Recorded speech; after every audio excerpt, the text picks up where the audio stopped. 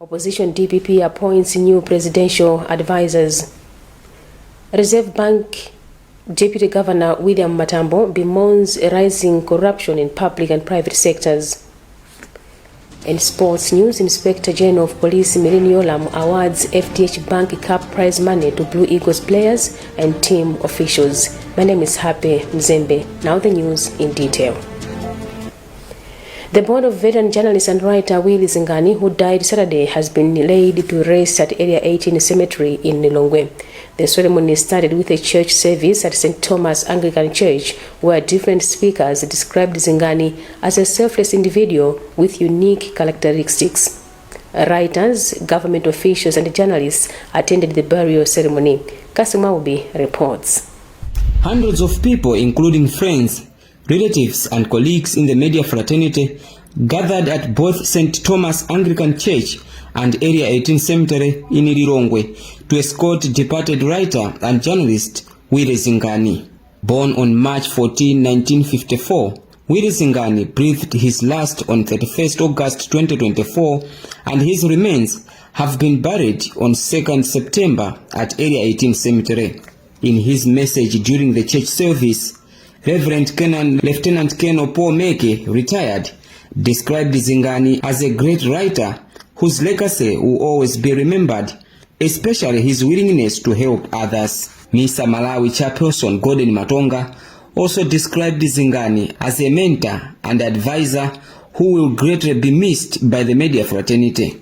The Malawian novelist, poet, playwright, and journalist began his career in 1982 at Malawi News, and he also worked at the Ministry of Information as well as at the State House with former President Bakiri Muluzi. For Zodiac in Lilongwe, this is Kasim Aubi reporting. The opposition United Democratic Front has set October 2 for its elective convention at Komesa Hall in Blantyre. Chairperson of the convention, Aisha Mambo Adams, made the announcement on Monday. She said the party expects to spend 140 million kwacha for the exercise, which should help it kickstart its campaign ahead of 2025 tripartite elections. Our reporter Christopher Sunday was there and now explains. The UDF is bemoaning the current state of politics in Malawi, which is... It is now official that the United Democratic Front UDF will hold its elective conference from 2 to 3 October this year. The event will take place at Komesa Hall in Blantyre. Chairperson of the convention, Aisha Mambo Adams, said the theme of the Indawa is towards unity, renewal, and socio-economic transformation.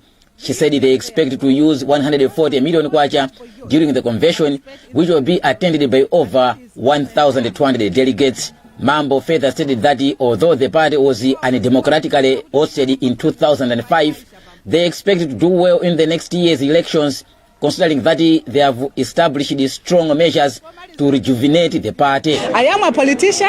I've been a politician for more than 10 years, and I know what happens. Who knew that MCP will come back into power?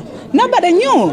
Therefore, we can also be there. Regardless of gender. One of the UDF youths, Mbiri Mlamba, has urged young people in the country to participate in the electoral process. To the young people in UDF specifically, I would say that there is so much to look forward to in the UDF with the establishment of the Autonomous Youth Wing, which is the only structure in Malawi. The only party with an Autonomous Youth Wing in Malawi is UDF. During the media conference in Blantyre on Monday, the UDF also asked the National Registration Bureau to address the registration challenges in order to allow more eligible voters to cast their vote next year.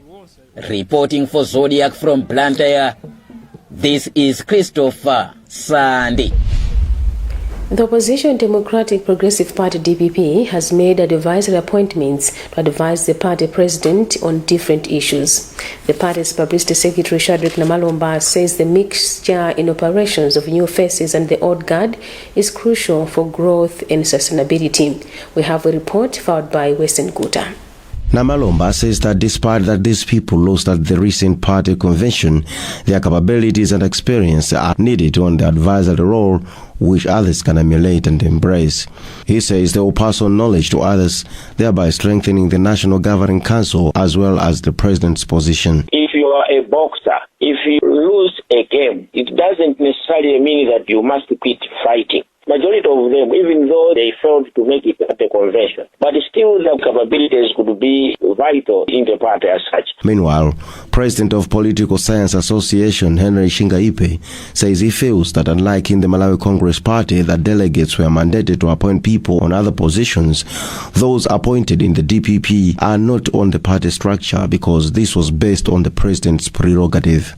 He therefore says conflicts are bound to happen and has since advised the DPP president to handle these two groups with caution. There is a likelihood of a little bit of conflict between people who are holding directorships in those portfolios and those that have been appointed as presidential advisors. Those that have been appointed as presidential advisors are Clement Mwale, George Chaponda, Chimwemwe Chipungu, Jean Matanga, Charles Muhango, Dayton Musa, Aaron Sangara, and Everton Chimulirenji, some on similar positions they contested at the convention. I'm Western Guta in Lilongwe. Vice President Dr. Michael Usi has ordered the Blantyre City Council to provide him with the list of people whose buildings were red-starred. Dr. Usi said he wants the list by tomorrow in order to push for progress in dealing with the dilapidated infrastructure in the commercial city. Speaking to journalists after meeting the city council's officials today, Dr. Usi also complained of the officials' slow pace in the implementation of various projects. Christopher Sande reports. The country's Vice President Dr. Michael Usi was at Blantyre City Council offices on Monday afternoon to push officials there to demonstrate hard work and patriotism. Dr. Usi said he is not happy with the availability of the dilapidated buildings in the commercial city. He has since ordered the council officials to provide him with a list of people whose buildings were marked Red Star for him to take action. We are looking at the infrastructures, especially when you go to Limbi. The shops that you see there, they are not befitting, infrastructure in a city. So we are saying, yes, we know there has been an injunction and we are waiting for judgment. We respect that. But I've asked them to give me a list of the individuals that are owning those so-called shops. I'm saying so-called because they don't look, that good. The council's chief executive officer, Dennis Chinseu, has since assured the vice president and the residents of Blantyre City that they will work hard to transform the commercial city. In this case, as a council, we have taken the message positively and we are really going to do our best to make sure that people can really see or people can get the services that they are looking for. In terms of the buildings that were marked here, Red Star, of course it's an issue that we have discussed with the Honorable Vice President, but I want to assure people of Blantyre that the messages are very good because we are moving in the right direction. This comes when the Red Star issue has been in court for so many years amid back-to-back injunctions where owners of the buildings were blocking the council from demolishing old and dilapidated buildings. For Zodiac, this is Christopher Sande. As Parliament deliberations enter second week, Governor's expert Wanda Mkuche is suggesting the August House to adopt strict measures to deal with the frequent absenteeism of MPs and ministers in the House. Mkuche says it is disappointing to note that both MPs and cabinet ministers are frequently absconding in parliamentary deliberations without proper justification. Lawmaker for Shiradzuru South, Joseph Mwanamveka, last week expressed concern that a good number of cabinet ministers were not in the House to respond to MPs' questions regarding national development. Elijah Pompo sent us this report. Social commentator Wanda Mkuche has suggested that, among others, there is need for the National Assembly to be updating the general public on ministers and MPs who have absconded deliberations of that particular day, and indeed if the absentees had given a prior excuse. Mkuche says unless that is done, it will be difficult to deal with the challenge. So what needs to happen is the communication that the 7 ministers are available has to be made public enough that Malawians have to be in the know that such a minister was not present when a question required their answer. This is so because members of parliament as well as the cabinet ministers, they are in the house to represent the interest of Malawians. His remarks follow a general complaint from Chiradzulu South lawmaker Joseph Mwanaveka, who observed that a good number of cabinet ministers were not in the House last week to respond to questions presented to them by MPs. However, Leader of the House, Richard Chimwendo Banda, during the previous session of the House, had accused the MPs of frequently absconding from the deliberations. You're watching the news on Zodiac with me, Happy Mzembe. We'll be back after this break.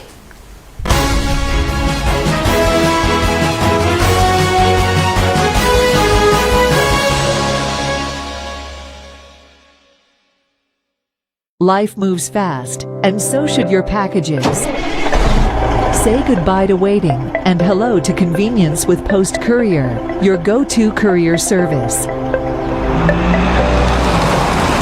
When you choose Post Courier, you're choosing speed, reliability, and peace of mind. I can always count on Post Courier for quick and safe deliveries. They never let me down.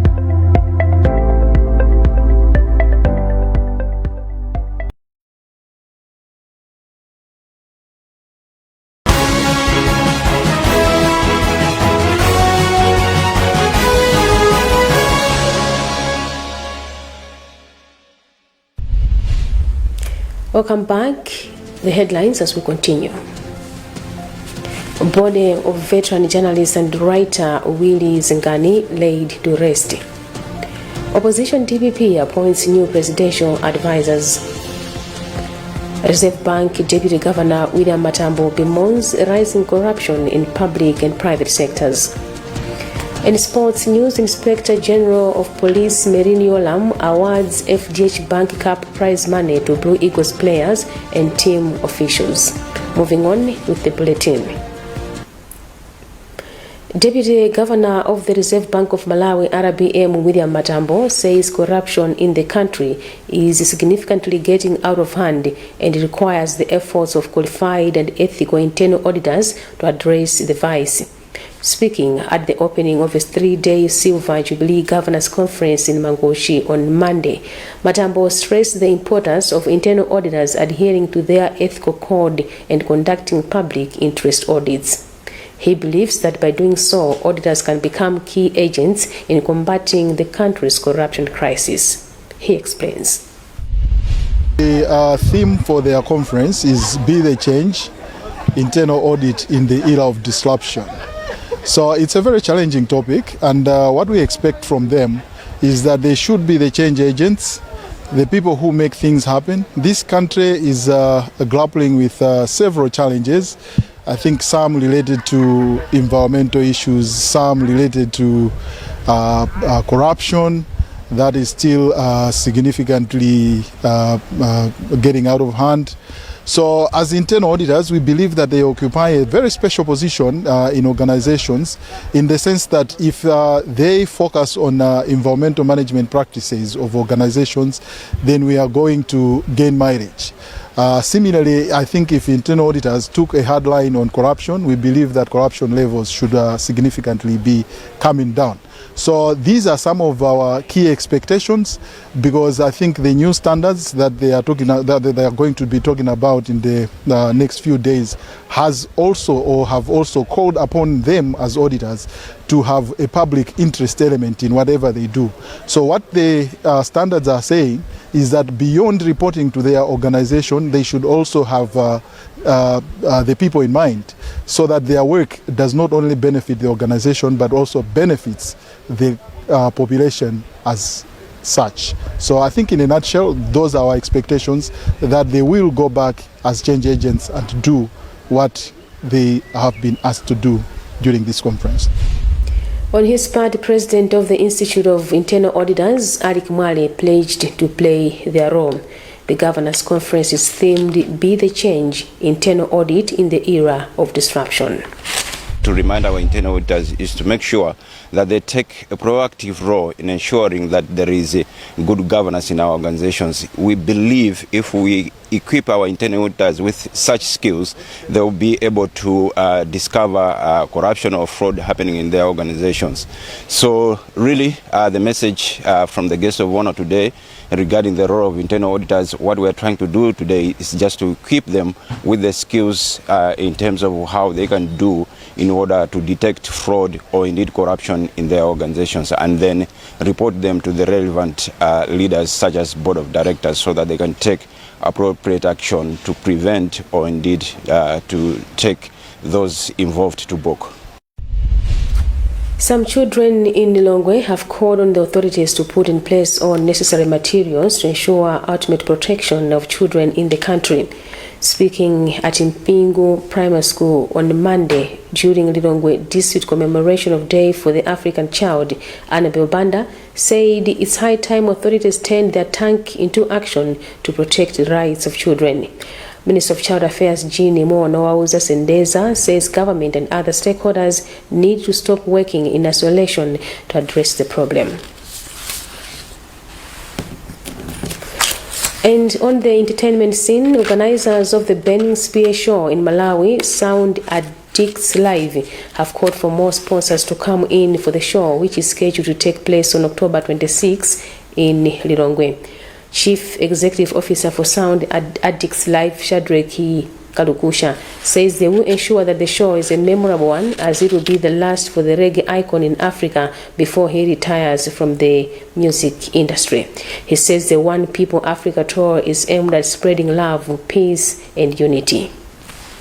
This event is Burning Spear's African tour. We just happen to be that we are the organizers here in Malawi and the partners here in Malawi, but this is his own function. He's coming, come what may, and he's coming to perform here in Malawi for his Malawian fans. Like I said, this is something that's happening in about 4 or 5 countries, and he's sure to arrive in all those 4 or 5 countries. As of now, we're also already informed that the tickets for him to arrive into the country have already been secured. In fact, for the whole African tour, the tickets have already been secured. It's a band of 17 people, so there's no extras coming from any other country except from Jamaica. So this is his actual band, including the brass section and the backing singers and everything else that you can expect on a full live reggae band. I would say that it is an expensive event. It's very expensive to do events generally, but this is particularly an expensive event. It is an international event. It does involve local transportations for the guys. It does involve accommodations for the guys. It does involve feeding 17 people Sinsima. so it does involve quite a lot of other extra things that we have to do outside the normal local events that we organize, where we're expecting the artists to come locally from Lilongwe, and maybe the furthest being Blantyre. We now turn to sports news.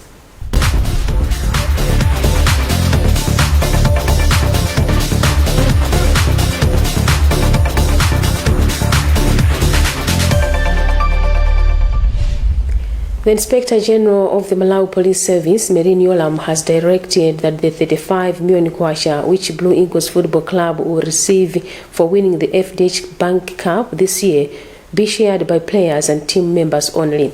The top corps says the gesture is the institution's appreciation to the team for defying the odds to become the first lower league side to win a major silverware.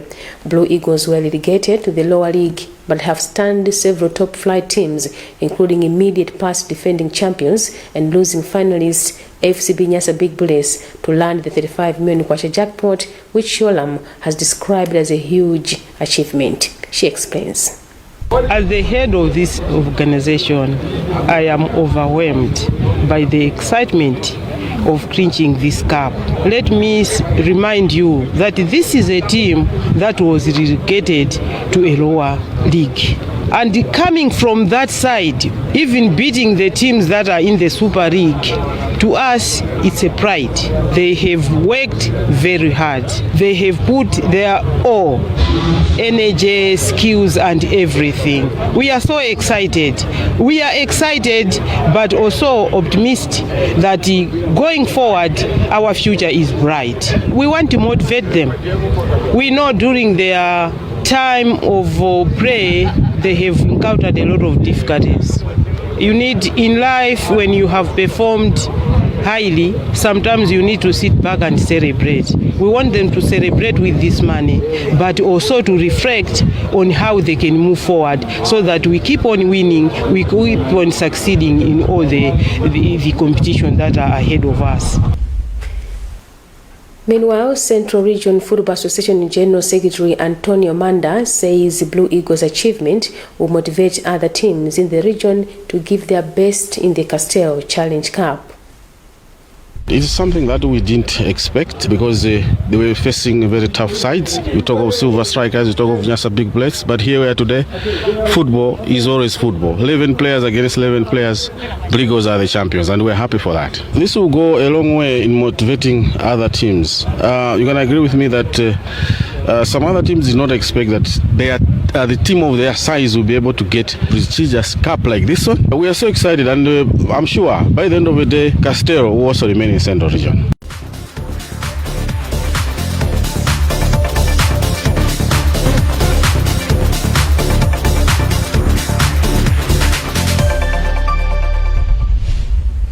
And that's where we had time for in this edition of the news. Before we leave you, a reminder of the headlines.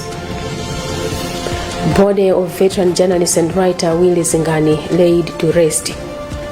Opposition DPP appoints new presidential advisors. Reserve Bank Deputy Governor William Matambo bemoans rising corruption in public and private sectors. In sports news, Inspector General of Police Merini Yolam awards FDH Bank Cup prize money to Blue Eagles players and team officials. Visit sodekmalawi.com for more news. My name is Happy Mzembe. Thank you for watching. Goodbye.